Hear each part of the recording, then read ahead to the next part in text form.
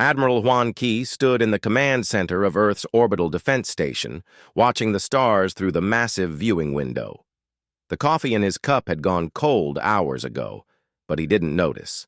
His eyes were fixed on the communication, screens that showed nothing but empty space and static. 3 years. 3 years since the galaxy had torn itself apart in the most brutal war anyone could remember. The Hegemony Alliance and the Void Collective had been fighting across hundreds of star systems, turning entire worlds into smoking ruins. Billions were dead. Entire species had been wiped out, and Earth had chosen to stay out of it all. "Sir, we're getting another transmission from the Alliance," said Communications Officer Haya Jin from her station.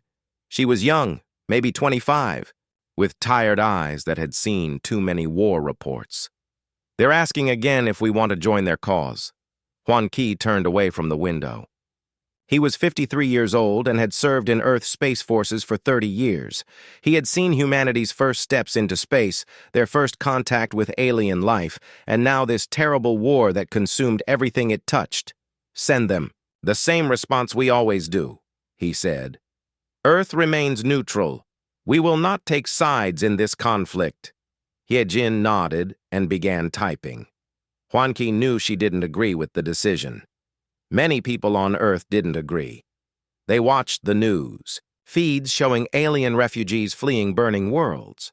They saw the reports of entire civilizations being enslaved or destroyed. How could Earth just sit back and do nothing?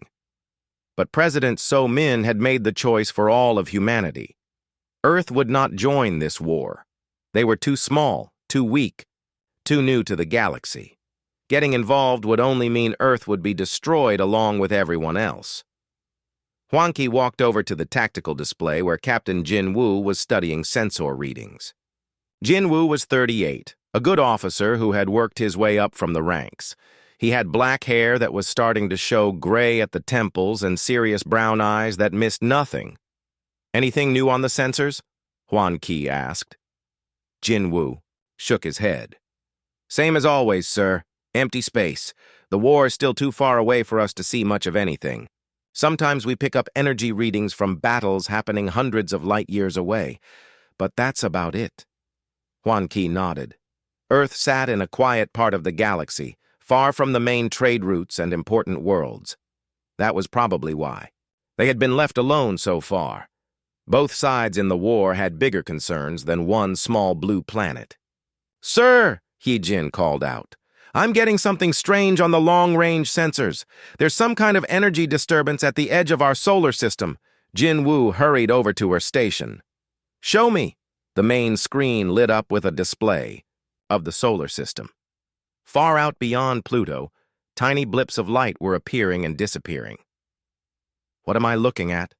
Juan Key asked. "I'm not sure, sir," Jin said. "The computer says it's just space debris. Probably pieces of destroyed ships, drifting in from the war zones. We've been seeing more and more of it lately." Jin Woo frowned.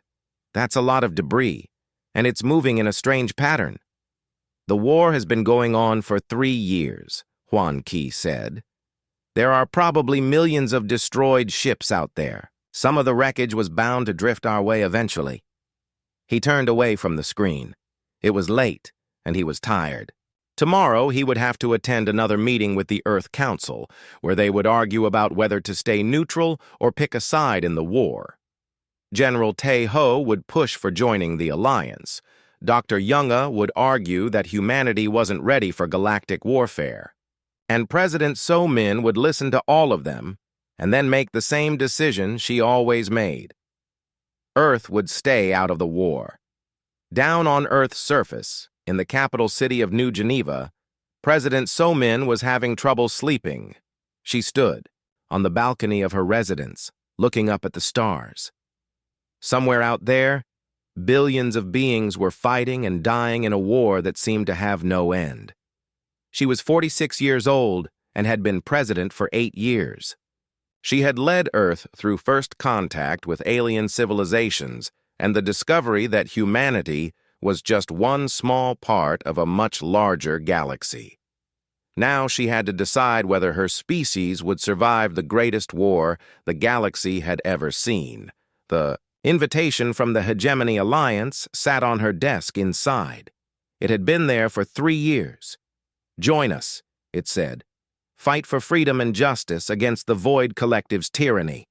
The Alliance promised to protect Earth, to share their technology, to make humanity an equal partner in galactic civilization.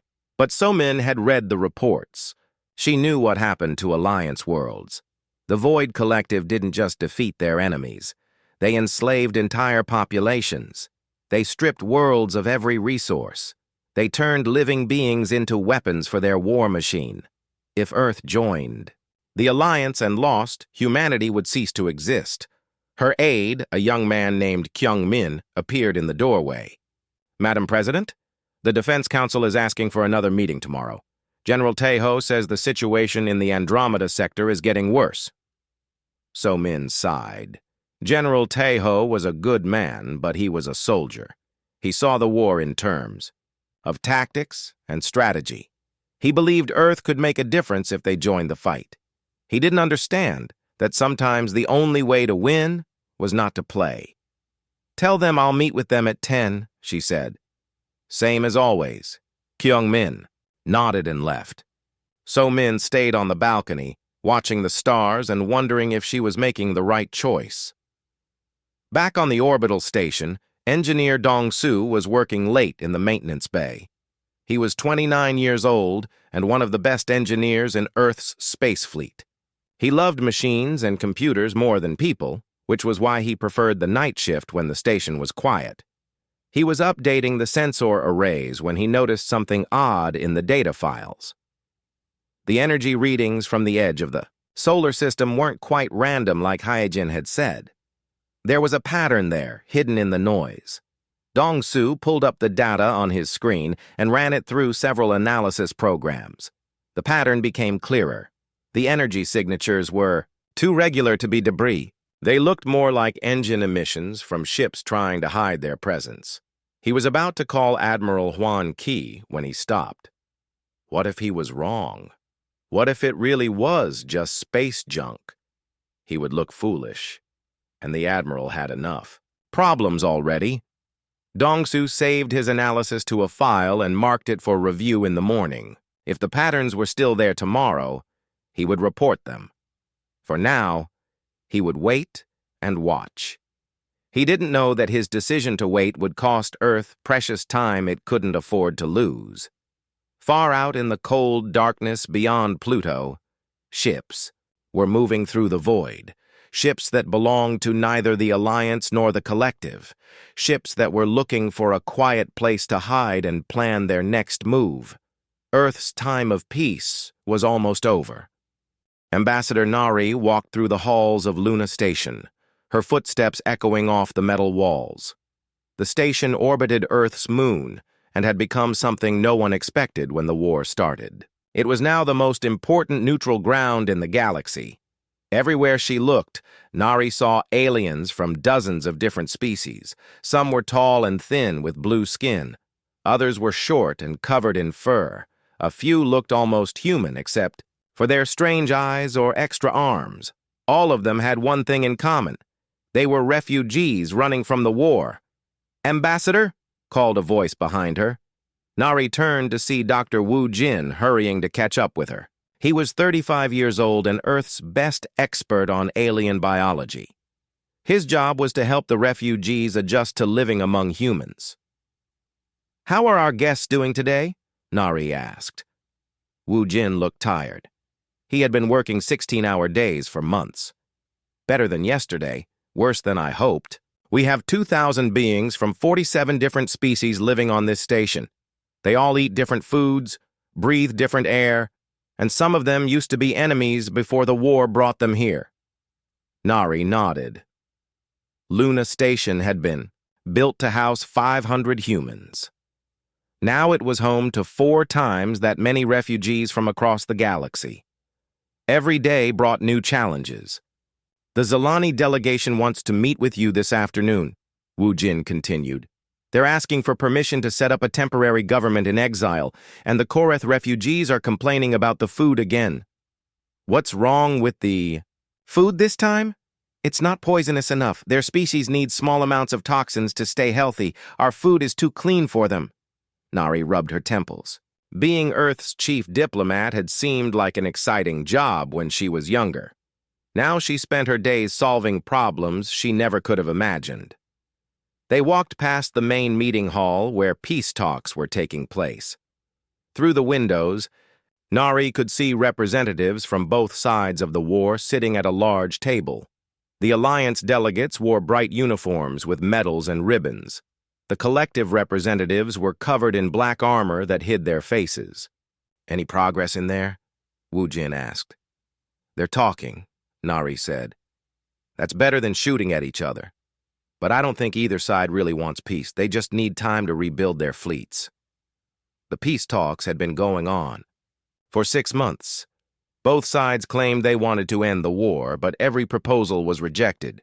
The Alliance wanted the Collective to give up half their territory. The Collective demanded the Alliance surrender their most important worlds. Neither side would compromise. Nari knew the real reason for the talks. Both armies were exhausted. They needed time to rest and regroup.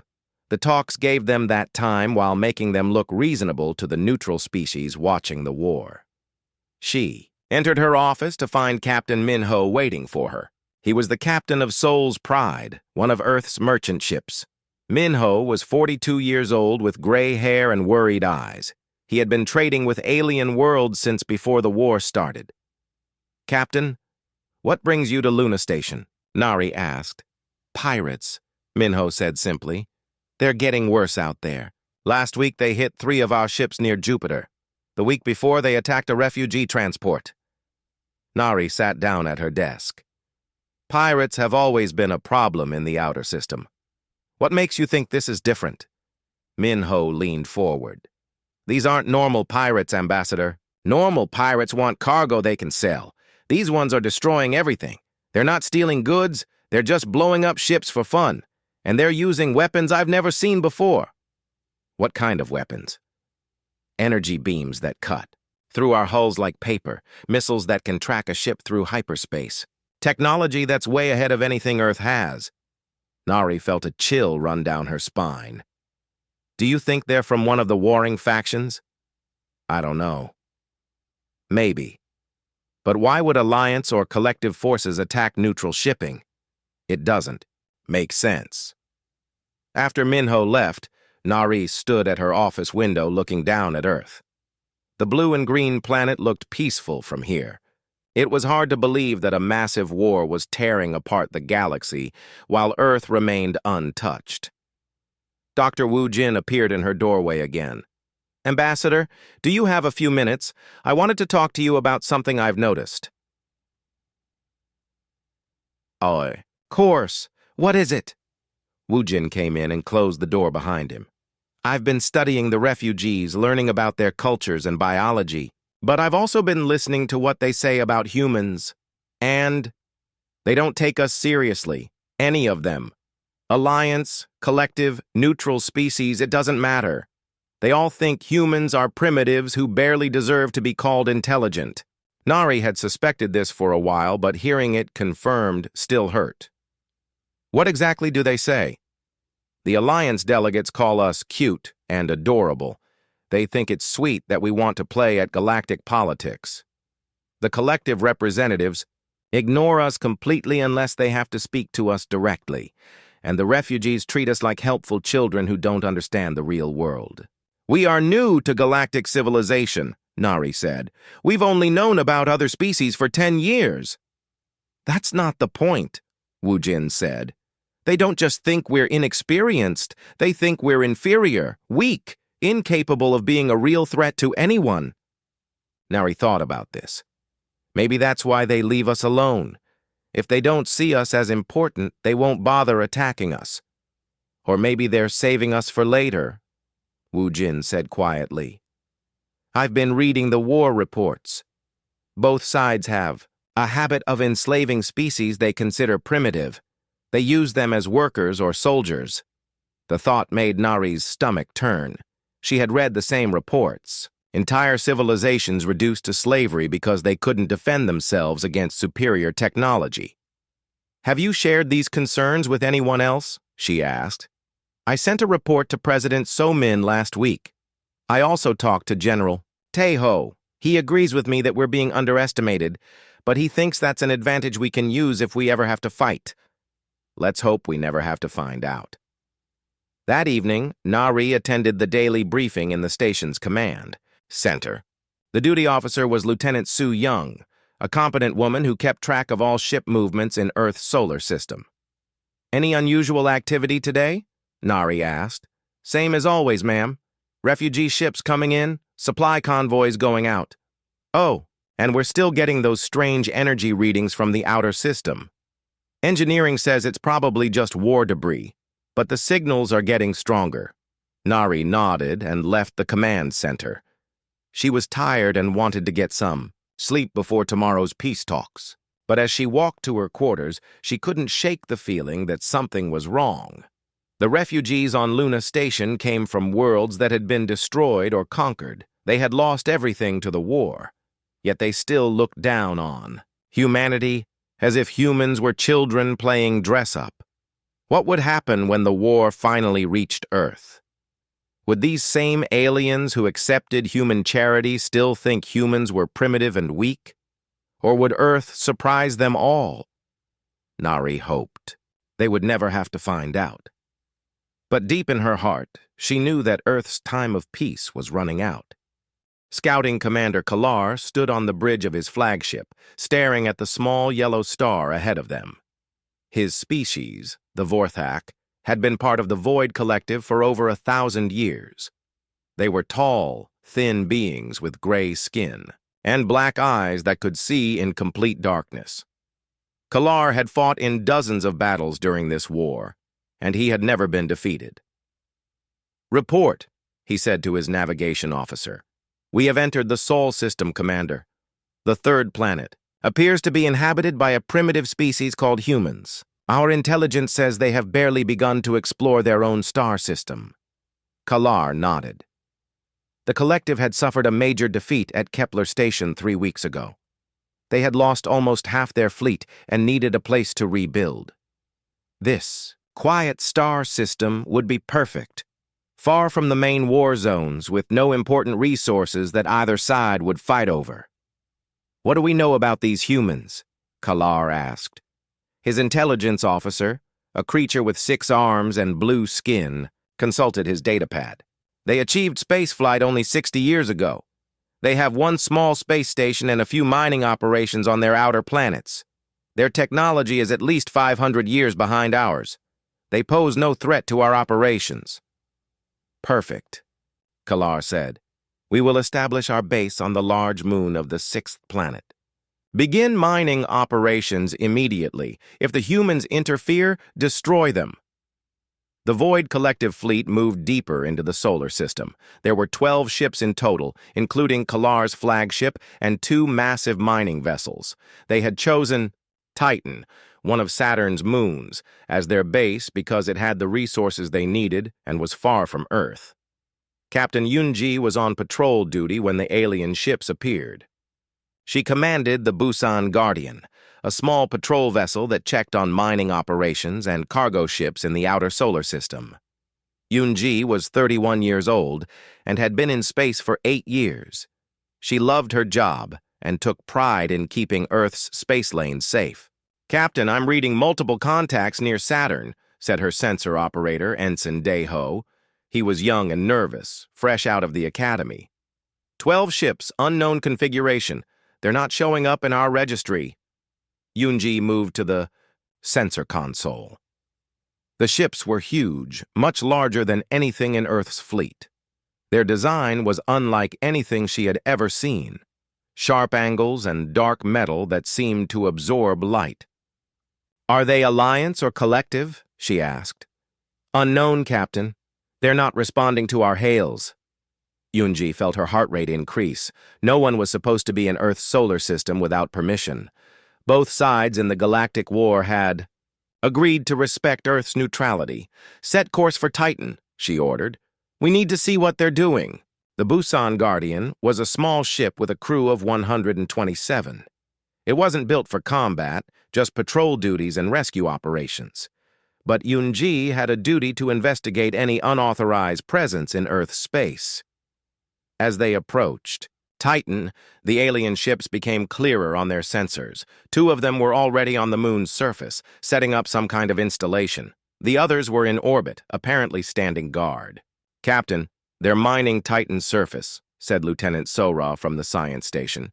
They've already extracted several tons of rare metals. Yunji opened a communication channel. Unknown vessels, this is Captain Yunji of the Earth Patrol. Ship Busan Guardian. You are in violation of Earth's territorial space. Please identify yourselves and state your intentions. There was no response. She tried again. Unknown vessels. You are required to respond to official Earth communications. This is your final warning. Still nothing. Yunji looked around at her crew. They were all watching her, waiting for orders. She was responsible for their lives, but she also had a duty to protect Earth's sovereignty. Broadcast a warning message to Earth, she ordered. Tell them we have encountered hostile alien forces in the outer system. On Kalar's flagship, the communication officer reported the human transmission. The primitive vessel is demanding that we identify ourselves, Commander. Should I respond? Kalar laughed. It was a harsh sound that made his crew nervous. A single tiny ship is giving us orders? These humans are even more foolish than our intelligence suggested. What are your orders, Commander? Destroy them. Let their government know what happens when primitives interfere with the collective. The order was given quickly and without emotion. To Kalar, destroying the human ship was no different from swatting an insect. These beings were so far beneath him that they barely qualified as living creatures. Captain Yunji saw the energy building up in the alien ship's weapons just seconds before they fired. "Evasive maneuvers!" she shouted, but it was too late. The beam cut through the Busan Guardian like it was made of paper. The ship broke apart in seconds, its hull vaporized by weapons beyond Earth's understanding. Emergency pods tried to launch, but the aliens destroyed them too.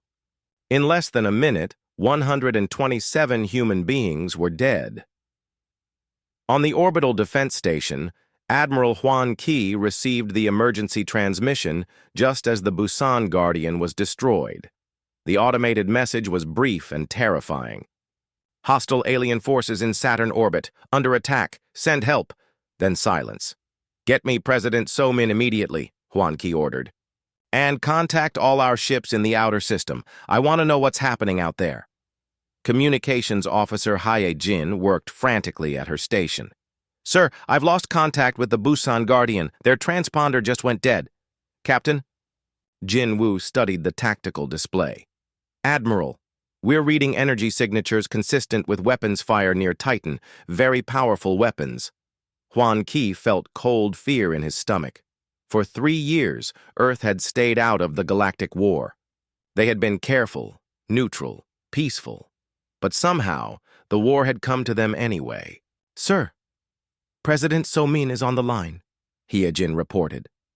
Madam President, Huan Qi said when the connection opened. We have a situation. Unknown alien forces have entered our solar system and appear to have destroyed one of our patrol ships.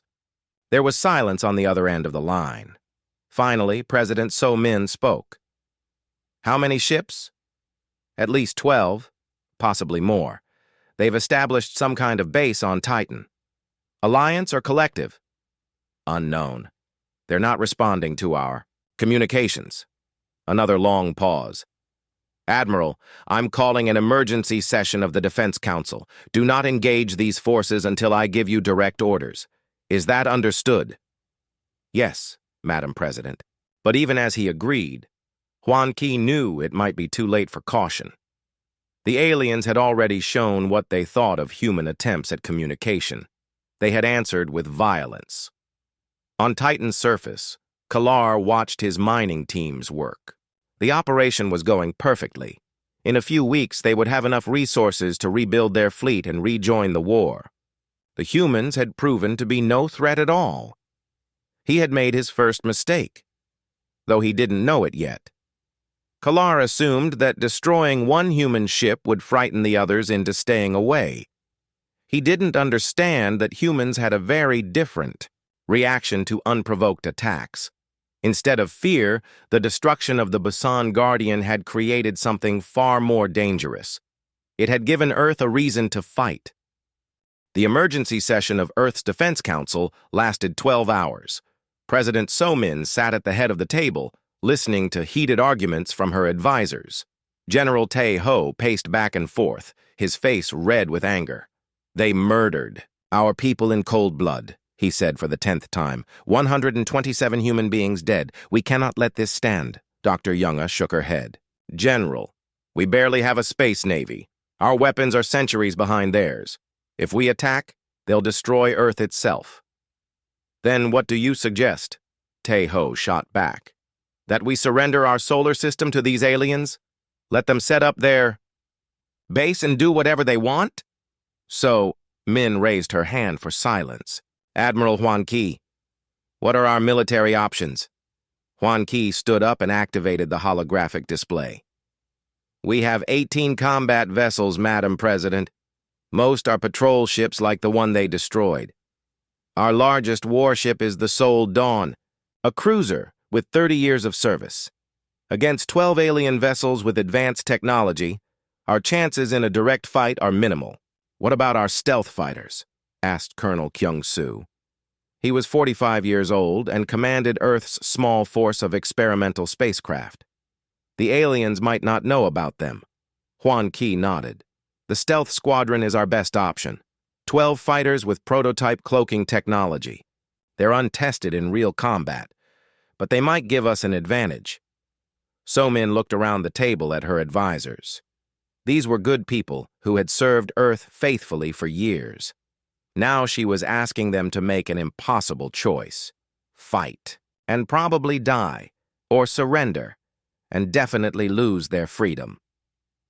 "The aliens have made their position clear," she said finally.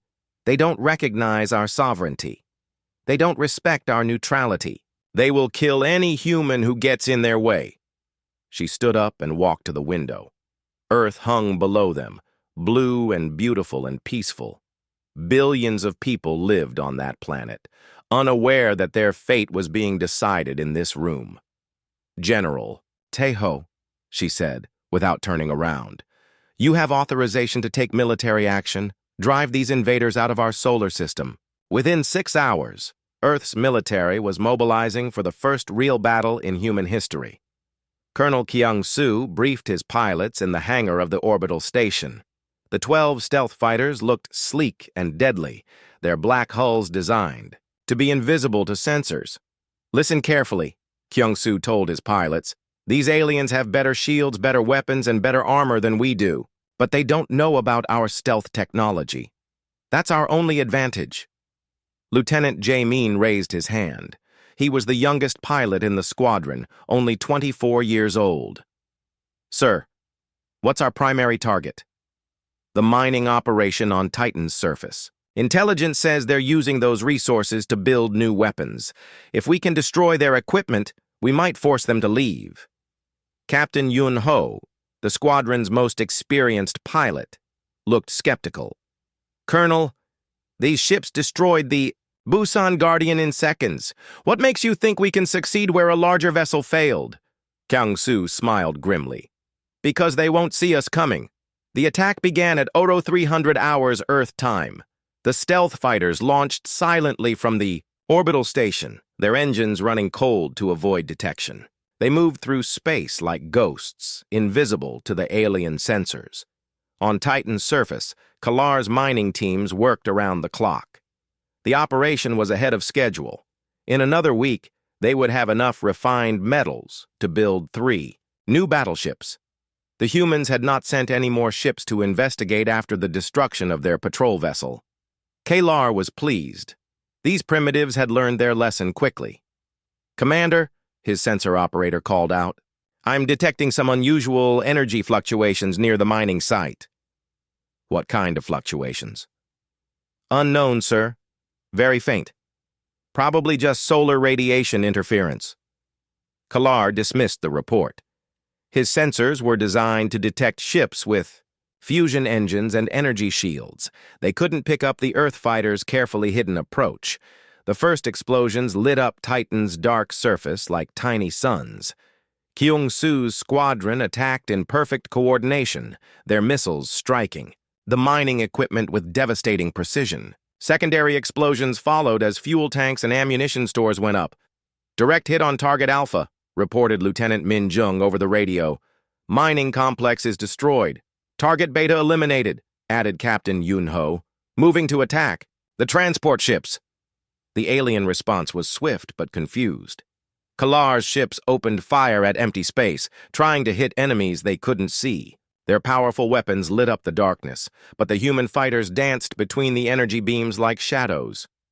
How are they doing this? Kalar demanded. Where are their ships? His tactical officer studied the sensor readings frantically. I don't know, Commander. Our sensors show nothing, but something is definitely attacking us. 2 more explosions rocked the mining site. The humans were systematically destroying everything the aliens had built. Months of work vanished in minutes. Launch. All fighters, Kalar ordered. Saturate the area with weapons fire. Hit everything that moves. The alien fighters poured out of their ships like angry insects. They were faster and more heavily armed than the human craft, but they were shooting at targets they couldn't see. Most of their shots went wide. Lieutenant Jae-min's fighter took a glancing hit from an energy beam. His ship spun out of control, but he managed to stabilize it. I'm hit but still flying, he reported. Stealth system is damaged. Get out of there, Kyung-Soo ordered. All fighters, mission accomplished, return to base. But the retreat wasn't clean. As the human fighters tried to escape, one of them flickered into visibility. The aliens concentrated their fire on the revealed ship, and Lieutenant So-young's fighter exploded in a ball of flame. The remaining 11 fighters made it back to Earth, but the cost was high. They had lost a good pilot and friend. Still, the mission was a success. The alien mining operation lay in ruins. Back on his flagship, Kalar stared at the reports from Titan. Half his mining equipment was destroyed. Worse, he had learned that these humans possessed technology his sensors couldn't detect. Commander, his intelligence officer said nervously. Perhaps we underestimated these primitives. Kalar's black eyes narrowed. Send a message to Fleet. Command. Tell them we need reinforcements, and prepare orbital bombardment of the 3rd planet. Sir, are you planning to attack their homeworld? These humans think they can challenge the collective. It's time to show them what happens to species that defy us. On Earth, President So-min received the news of the successful attack with mixed emotions. They had struck back at their attackers, but they had also escalated the conflict. There was no going back now. Engineer Hae-won worked frantically in her laboratory, studying pieces of alien technology recovered from the destroyed mining site. This metal is incredible, she told her team. It's stronger than anything we have, but lighter than aluminum. Can we duplicate it? Asked her assistant. Maybe, if we can figure out how they process it. Hae-won knew that Earth's survival might depend on quickly understanding alien technology. The stealth attack had bought them time, but the aliens would be back. Next time, they would be ready for Earth's tricks. Intelligence Officer Bo-ram intercepted alien communications from the outer system. The translations were rough, but the meaning was clear. The Void Collective was calling for massive reinforcements. They planned to make an example of Earth. How long do we have? General Tae-ho asked. 2 weeks, maybe 3, Bo-ram replied. They're bringing everything they have. Tae-ho nodded grimly. Earth had drawn a line in the sand and dared the aliens to cross it. Now they would learn what it meant to fight humanity when humans had nothing left to lose. Fleet Admiral Vex Tar stood in his command chamber aboard the Collective's most powerful warship, the Dominion. He was ancient even by his species' standards, having lived for over 800 years. His body was covered in thick armor that had grown from his own bones, and his 4 eyes glowed with a red light that meant he was angry.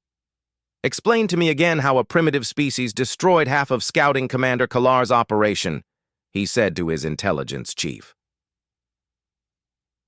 The smaller alien trembled as he spoke.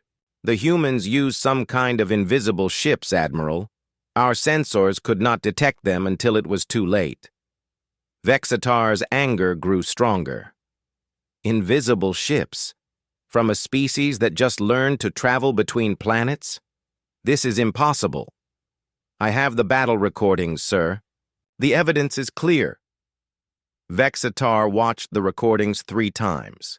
Each time he saw his own forces firing at empty space while explosions tore apart their mining equipment. It was humiliating. The collective had been fighting this war for 3 years, conquering dozens of star systems. How could they be defeated by beings who had barely left their home world? "Send word to all fleet commanders," he ordered. "I want every available ship moved to the Sol system. We will crush these humans completely. Sir, that will leave our other fronts vulnerable to Alliance attacks. The Alliance is weak and tired. These humans are a new threat that must be eliminated. Immediately. If we let other primitive species think they can resist us, the entire war effort will collapse." On Earth, the mood was both excited and terrified. News of the successful attack on Titan had spread quickly. People celebrated in the streets, proud that humanity had fought back against the aliens. But those who understood military matters knew the celebration was premature. Dr. Young-Ah worked day and night in her research facility, trying to understand the alien technology that engineer Hei-Wan had recovered. The metal was unlike anything on Earth. It seemed to change its properties based on electrical currents running through it. "This could revolutionize our weapons and armor," she told President So-min during a video call. "But I need more time to figure out how it works." "How much time?" So-min asked. "Months, maybe years." "We don't have years. We might not have weeks." Young-Ah nodded sadly. "I know. I'm doing my best." Commander Jae-hyun was training Earth's first space marines in a facility on Mars. These were soldiers specifically chosen to fight in zero-gravity and hostile environments. Most of them were young, eager, and had no idea what they were getting into. "Listen up," Jae-hyun told his trainees. "In 3 days, you'll be facing enemies with technology hundreds of years ahead of ours. They'll have better weapons, better armor, and better ships.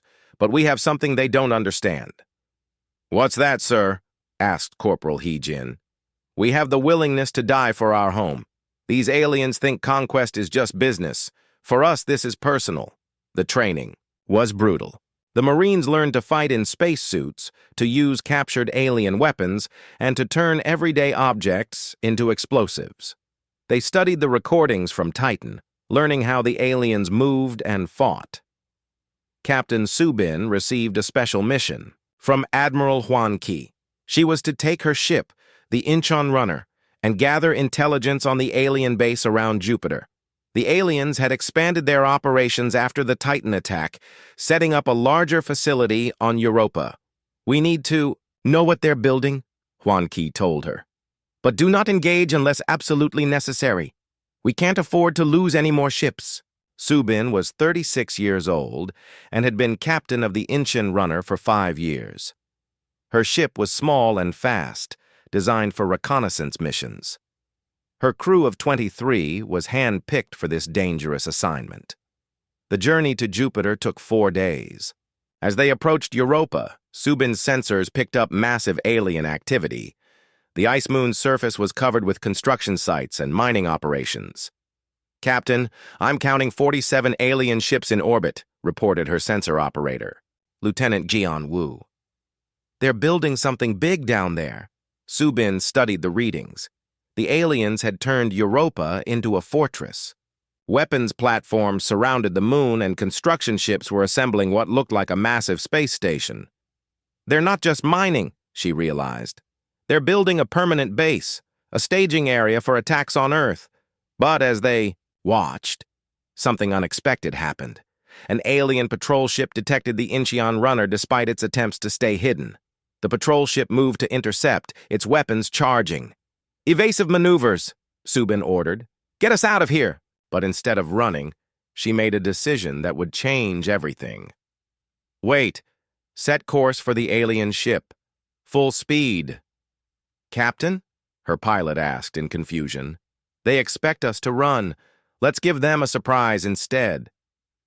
The Incheon runner accelerated directly toward the alien patrol ship.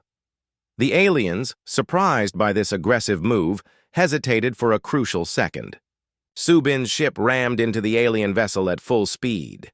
Both ships were destroyed in the collision, but not before Subin transmitted all their intelligence back to Earth. Her sacrifice gave Earth critical information about alien defenses and construction projects. When news of Subin's heroic death reached Earth, something changed in the human population. The aliens had killed Captain Yoonji and her crew without warning. They had invaded Earth's solar system and stolen its resources. Now they had forced another brave captain to die defending her home. The anger that had been building in humanity for weeks finally exploded. Recruitment offices were overwhelmed with volunteers wanting to join the military. Factories began working around the clock to build weapons and ships. Children too young to fight organized collection drives for metal and supplies. General Tai Ho was amazed by the transformation. "I've never seen anything like it," he told President So-min. "People are volunteering for suicide missions. Entire families are donating their life savings to the war effort." "The aliens have made us angry," So-min replied. "They think we're primitive and weak. They're about to learn how dangerous an angry human can be." Across the galaxy, news of the human resistance began to spread. The Hegemony Alliance intercepted collective communications describing the losses at Titan. Other neutral species heard stories of primitive humans using invisible ships to attack superior forces. Alliance Admiral Korath read the intelligence reports with interest. "These humans are more resourceful than we thought," he told his staff. "Perhaps we should reconsider our opinion of them." "They're still primitives," his aide replied. "Lucky primitives, but primitives nonetheless." Korath wasn't so sure. Any species that could surprise the collective deserved respect. On the Dominion, Fleet Admiral Vexitar received reports from his forward scouts. The humans were broadcasting their tactical discoveries to anyone who would listen. They were sharing information about collective weaknesses and battle tactics. "They're trying to turn other species against us," his intelligence chief reported. "Let them try. No one will believe that primitives defeated our forces." But Vextar was wrong. Across the galaxy, species that had been conquered or threatened by the collective were listening carefully to the human transmissions. If humans could fight back successfully, maybe others could too. The galaxy was beginning to see humanity in a new light. Not as primitives to be ignored, but as warriors to be respected.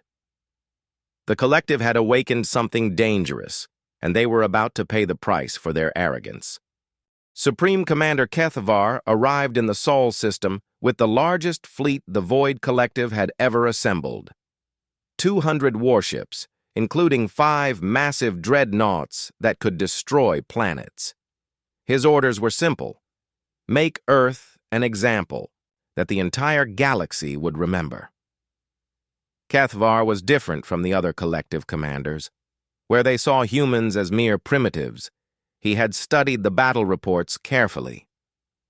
These beings had destroyed half of Kalar's operation and forced a veteran captain to sacrifice her ship.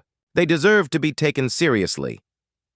"Deploy the fleet in standard attack formation," he ordered his tactical officer. "But keep our sensors at maximum range. These humans have some kind of stealth technology." The massive fleet moved through space like a dark cloud, blotting out the stars. Their destination was Earth, but they would have to fight their way through the entire solar system to reach it. Admiral Huan Qi watched the approaching enemy from the orbital defense station. His face was calm, but inside he felt terrified. Earth's entire fleet consisted of 32 ships, including the new vessels they had built in the past month. Against 200 alien warships, they had no chance in a direct fight, but Huan Qi had no intention of fighting fair. "Captain Jin Wu, begin Operation Asteroid Shield," he ordered. For weeks, Earth's engineers had been working on the most ambitious project in human history. They had turned dozens of asteroids into hidden weapon platforms, each one disguised to look like natural space rocks. Nuclear missiles, railguns, and energy weapons were buried inside hollow asteroids throughout the solar system. Captain Yan Su commanded Earth's mobile defense fleet from her flagship, the New Sol. Her 12 ships were fast and heavily armed, designed for hit-and-run attacks. They would strike the aliens and disappear before the enemy could respond. "Remember, we're not trying to win a battle," she told her captains over the communication system. "We're trying to bleed them slowly, make them pay for every kilometer of space they take." The first attack came near Neptune. The alien fleet was moving in a tight formation when 3 disguised asteroids suddenly came alive. Hidden weapons opened fire at point-blank range, destroying 6 alien ships before the enemy knew what was happening. "What was that?" Kethavar demanded as his sensors showed the sudden explosions. "Unknown, Supreme Commander. It appeared to be weapons fire from the asteroids themselves." Kethavar studied the tactical display. "Clever. They've turned space rocks into weapon platforms. Scan every asteroid in this system. Destroy anything that shows artificial modifications." But that was exactly what Huan Qi wanted. While the aliens wasted time and ammunition shooting at rocks, Yansu's mobile fleet struck from behind. Her ships appeared from the shadow of Uranus, fired their missiles, and vanished into the planet's radiation field. "Direct hit on 2 enemy cruisers," reported Captain Sung Ho from his destroyer. "They're damaged but still operational. Fall back to position 7, Yansu ordered. "Let them follow us into the next trap." The collective fleet pursued the human ships deeper into the solar system, but every step forward cost them more vessels. Hidden weapons emerged from asteroid belts. Mining stations suddenly revealed themselves as military bases. Even cargo containers floating in space turned out to be remote-controlled bombs. Tactical Coordinator Su Jin worked from a command bunker on Luna, orchestrating the complex defense plan. She had spent months studying every piece of space debris, every asteroid, every orbital platform in the solar system. Now all of it was a weapon. "Alien fleet approaching Jupiter," she reported to Admiral Huan Qi. "They've lost 43 ships so far." "Good. Begin Phase 2. Phase 2 was even more audacious than the first. Earth's scientists had weaponized Jupiter's own moons. As the alien fleet passed through the Jovian system, Io's volcanic activity suddenly intensified. Massive eruptions launched molten rock and gas directly at the enemy ships. The aliens had never seen anything like it. An entire moon was attacking them. "How are they controlling volcanic activity?" Kethavar's science officer asked in amazement. "They must have placed charges in the volcanic vents," the tactical officer replied. "Time to erupt when we passed by." Europa was next. The ice moon's surface cracked open, revealing missile launchers that had been hidden beneath the frozen surface. Hundreds of nuclear warheads streaked toward the alien fleet. Kethavar was beginning to understand what he was facing. These humans didn't just fight with ships and weapons. They turned their entire solar system into a battlefield. Every rock, every moon, every piece of space junk was a potential threat. "Supreme Commander," his communications officer reported, "we're receiving a transmission from the Alliance fleet." "What Alliance fleet?" "Long-range sensors show hegemony Alliance ships approaching from the outer system. It appears they've decided to support the humans." This was unexpected. The Alliance had been neutral toward Earth just like everyone else, but the human resistance had impressed them enough to risk a direct confrontation with the collective. Alliance. Admiral Koreth had arrived with 50 ships, not enough to tip the balance but enough to complicate Kethavar's plans. "All Alliance vessels," Korath broadcast on an open channel. These humans have shown us what courage looks like. Today we fight alongside them. The battle became a three-way dance through the asteroid belt. Human ships darted between the rocks, like insects too small and fast for the alien weapons to track effectively. Alliance vessels provided covering fire, their shields absorbing damage that would have destroyed the lighter human ships. Captain Minsik led a squadron of Earth's newest fighters in a desperate attack on one of the alien dreadnoughts. His ships were tiny compared to the massive warship, but they moved like a swarm of angry bees. "Target their sensor arrays," he ordered his pilots. "Blind them before they can target us." The fighters streaked along the dreadnought's hull, their weapons cutting through armor and destroying vital systems. The massive ship began to drift, its command center dark and powerless. But the cost was high. Half of Minsik's squadron was destroyed in the attack. Earth was running out of ships and pilots faster than they could replace them. On his flagship, Kethvar realized he had made a terrible mistake. He had brought his fleet to crush primitives, but instead he was fighting the most innovative and determined enemy he had ever encountered. Every tactic his forces used, the humans found a counter. Every formation they tried, the humans exploited its weaknesses. "Supreme Commander," his aide reported quietly, "we've lost 96 ships. The fleet is requesting permission to withdraw." Kethvar stared at the tactical display. His mighty fleet, which had conquered star systems and enslaved entire species, was being torn apart by beings who had been in space for less than a century. "No withdrawal," he said finally. "We finish this. All ships, set course for Earth. Maximum speed." If he couldn't defeat these humans through tactics, he would crush them through sheer force. He still had over 100 ships left. That should be enough to burn their homeworld to ash. But as his fleet limped toward Earth, Kethvar couldn't shake the feeling that he was walking into another trap. These humans had surprised him at every turn. What did they have waiting for? Him at Earth itself? He was about to find out why it was dangerous to underestimate the species that had learned to survive on a planet full of predators. The Battle of Earth began at dawn on a Tuesday morning. Supreme Commander Kethvar's remaining fleet, 104 warships strong, emerged from hyperspace near the moon. What they found waiting for them was unlike anything they had expected. Earth's orbital space was filled with defensive platforms, missile batteries, and energy cannons. The planet was surrounded by a ring of weapons that had been built in secret over the past months. But more impressive than the hardware was the sheer number of ships defending humanity's homeworld. Every nation on Earth had contributed vessels. Cargo ships had been converted into missile platforms. Passenger liners carried fighter squadrons. Even small personal spacecraft had been armed with whatever weapons could be fitted to their hulls.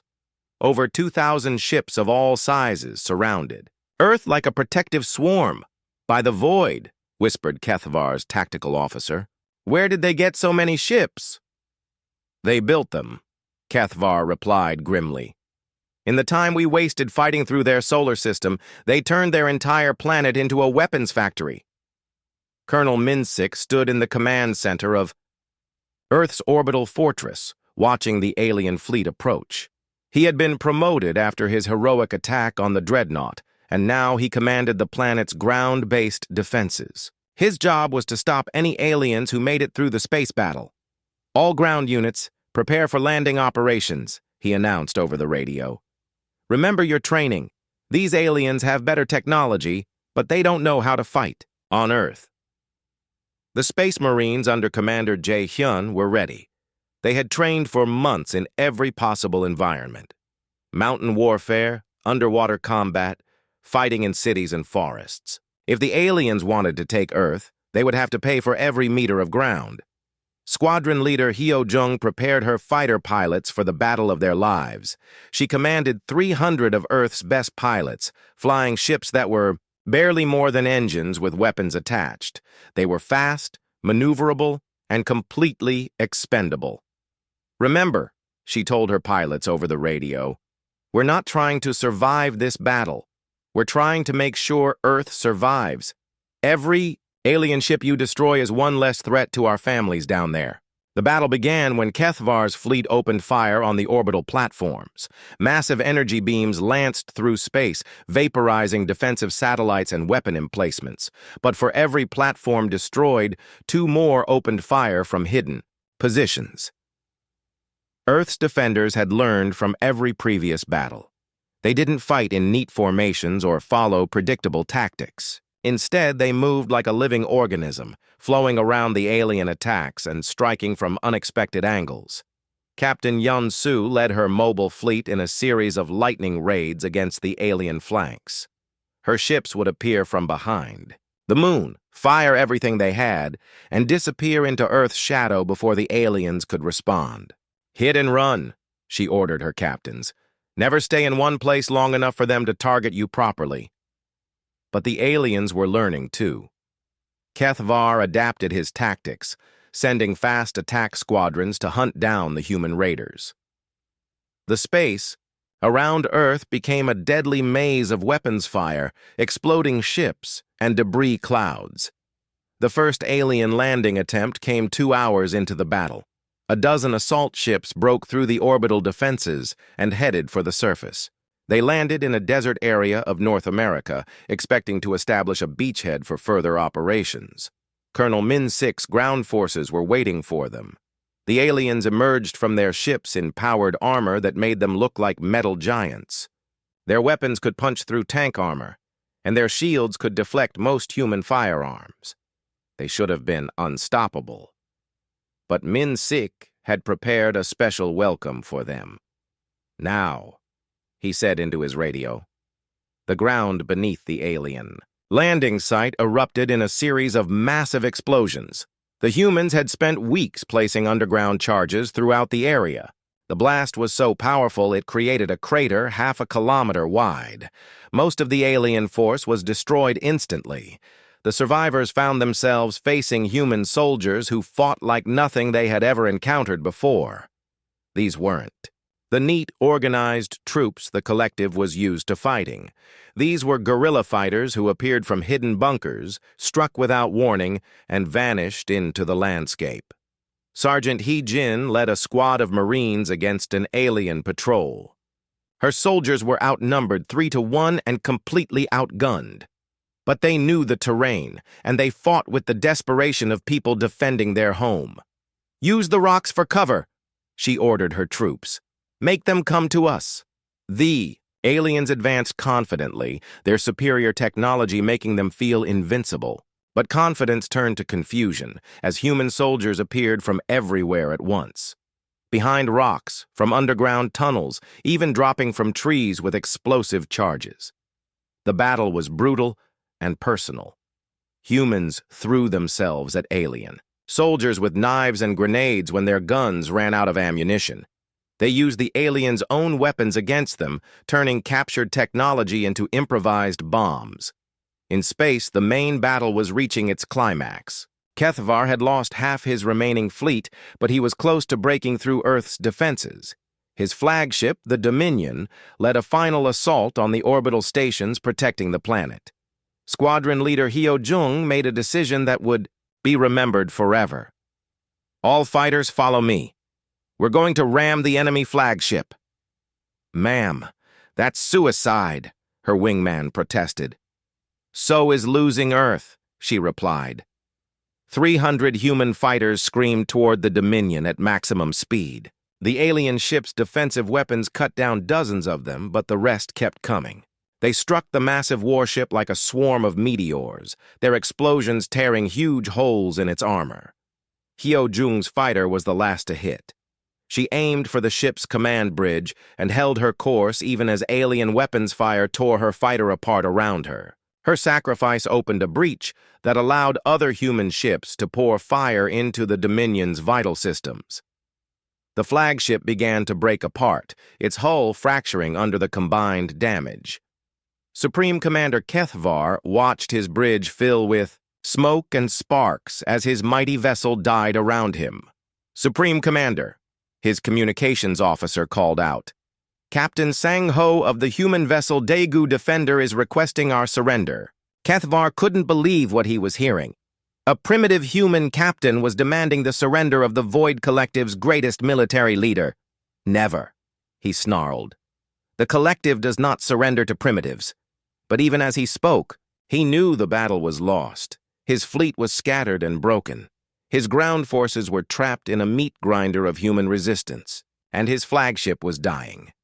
Captain Sang-ho's ship appeared on the screen, a small vessel that looked like a toy compared to the Dominion. But that tiny ship had just helped destroy the most powerful warship in the collective fleet. Alien Commander, Sang-ho's voice came over the radio. Your fleet is beaten. Your invasion has failed. Surrender now, and your surviving crews will be treated as prisoners of war. For the first time in his long military career, Kethvar faced a choice he had never imagined making. Surrender to beings he had considered beneath notice, or die with his ship in a battle he could not win. The decision was made for him when the Dominion's reactor finally exploded, taking the Supreme Commander and his arrogance with it into the cold darkness of space. 6 months after the Battle of Earth, President So-min stood before the Galactic Council for the first time. The massive chamber held representatives from over 200 species, including many who had never acknowledged Earth's existence before. The war. The hall was silent as she approached the speaking platform. Every eye, tentacle, and optical sensor was focused on the human who had somehow changed the balance of power in the galaxy. Honored delegates, So-min began, her voice carrying clearly through the translation systems. I come before you not as a supplicant seeking membership, but as the representative of a sovereign world that has proven its right to stand among you as an equal. There were murmurs throughout the chamber. Some delegates seemed amused by her boldness. Others looked thoughtful, but none of them dismissed her words like they would have a year ago. Admiral Huan Qi watched the proceedings from the observation deck. He wore a new uniform now, one that marked him as the commander of the first joint human-alien fleet in galactic history. After the Battle of Earth, dozens of species had asked to learn human tactics and fighting methods. Your tactics have revolutionized space warfare, Alliance Admiral Korath had told him during their first joint training exercise. We've been fighting the same way for centuries. You showed us that there are always new possibilities. The training sessions were intense. Human officers taught alien crews how to use improvised weapons, how to turn civilian infrastructure into military assets, and most importantly, how to fight with creativity instead of rigid doctrine. Captain Jin Woo, now promoted to Admiral, commanded the new Earth Defense Fleet from his flagship, the Remembrance. The ship was built with both human and alien technology, a symbol of the cooperation that had emerged from the war. On his bridge, human and alien officers worked side by side. Lieutenant Hae Jin, now his communications chief, coordinated with species whose names humans couldn't even pronounce 6 months ago. Engineer Dong-Su had become Earth's leading expert on alien technology integration. Admiral, Hae Jin reported, we're receiving a surrender request from the Vorthak Third Fleet. They're asking for terms. Jinwoo nodded. The war was far from over, but the momentum had shifted dramatically. News of Earth's victory had spread throughout collective territory, inspiring rebellions on dozens of worlds. Species that had been enslaved for generations were rising up against their oppressors. The psychological impact of the defeat was enormous. The Void Collective had built their empire on the belief that they were superior to all other forms of life. When humans proved that belief wrong, the entire foundation of their society began to crumble. Ambassador Na-Ri had returned to Luna Station, but her job had changed completely. Instead of managing refugees, she now coordinated military aid to rebel groups throughout collective space. Earth had become the symbol of resistance that the galaxy had been waiting for. The collective is fragmenting, she reported to President So-min during their weekly briefing. 17 worlds have declared independence in the past month. These rebel groups are using tactics they learned from our broadcasts. Dr. Wu Jin had become Earth's first xenopsychologist, studying how different species thought and fought. His research was crucial for training human officers who would be working with alien allies. The most interesting thing, he told his research team, is how our victory changed their perception of us. Before the war, they saw humans as primitive, children. Now they see us as dangerous predators. Both views are wrong, but the second one is more useful. The truth was that humans were neither primitive nor predators. They were something the galaxy had never encountered before, a species that refused to accept that anything was impossible. General Tai Ho had been proven right about military intervention, but even he was amazed by how far things had progressed. Earth now had military bases on 12 different worlds and was training the armies of 6 different species. We've gone from hiding in our solar system to being one of the major powers in the galaxy, he told his staff, all because we refused to give up when everyone said we should. The capture of collective command codes from Supreme Commander Kethvar's flagship had been the key to many recent victories. Captain Sang Ho, who had led the final assault on the Dominion, was now Admiral Sang Ho, commanding a task force of liberation ships. The codes had revealed the locations of collective prison worlds, slave camps, and military installations. More importantly, they had shown how the collective's entire command structure worked. Human intelligence officers used this information to coordinate rebel attacks and alliance offensives. Back in the Galactic Council chamber, President So Min was finishing her speech. The galaxy has learned an important lesson from this war. No species should be dismissed based on their technology or their origins. Every form of life has the potential for greatness, if given the chance to prove it. She paused and looked around the chamber. Earth asks for nothing more than the same respect and recognition that every species deserves. We offer our friendship to all who want peace, and our strength to all who fight for freedom. The applause was thunderous. Species that had ignored humanity for decades now stood to cheer the small blue world that had changed everything. In the aftermath of the speech, delegates lined up to meet with So Min. Trade agreements, defense pacts, and research partnerships were discussed. Earth had become the most sought-after ally in the galaxy. Dr. Young Ah was now the head of the Galactic Technology Exchange, a new organization that shared scientific discoveries among member species. The combination of human creativity and alien knowledge was producing innovations that neither could have achieved alone. We're developing ships that can travel faster than anything in the galaxy, she reported to the Earth Council. Weapons that adapt to any defense system, medical technology that can heal injuries we thought were permanent. But perhaps the most important change was in how humans saw themselves. They were no longer the primitive newcomers desperately trying to catch up with more advanced civilizations. They were equals, partners in building a better galaxy. Engineer Hei Wan had become the lead designer for the new generation of human-alien hybrid spacecraft. Her latest creation, the Unity-class Explorer, would carry mixed crews to survey unexplored regions of the galaxy. We're not just building better ships, she explained to her design team. We're building bridges between species that have never worked together before. The war was not over. The Void Collective still controlled vast territories and commanded millions of troops, but their aura of invincibility was broken forever. Every day brought news of new defeats, new rebellions, new cracks in their empire. Admiral Huan Qi stood on the bridge of his flagship, watching a joint human-alien fleet prepare for their next mission. The armada included ships from 15 different species, all united by the example Earth had set. Sir, his aide reported, the Liberation Fleet is ready to depart for the Kepler system. Huan Qi nodded.